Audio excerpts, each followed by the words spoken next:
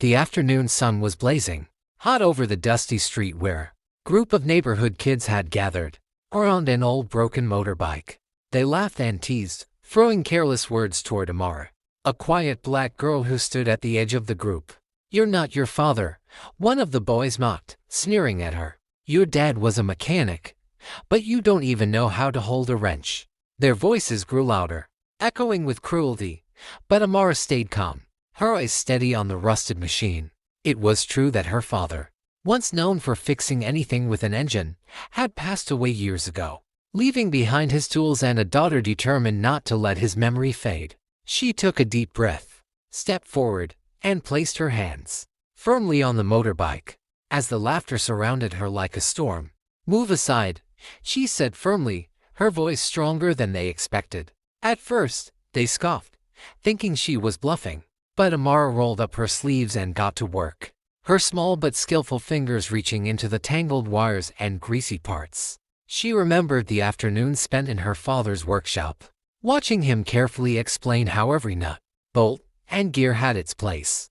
The boys leaned closer, whispering, waiting for her to fail. But with each turn of the wrench and each careful adjustment, the silence around her grew thicker. She traced the problem to a clogged fuel line, unscrewed it, and cleared it with precision. Sweat dripped down her forehead, but her determination only grew stronger. Finally, after what felt like hours but was only minutes, she tightened the last screw and looked at the group with calm confidence.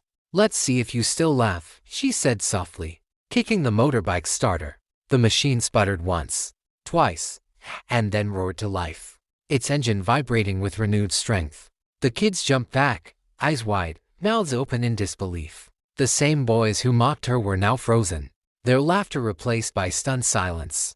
Amara wiped the grease from her hands and looked at them, her father's proud spirit reflected in her gaze. "My father taught me well," she said firmly, "and I carry him with me every time I work."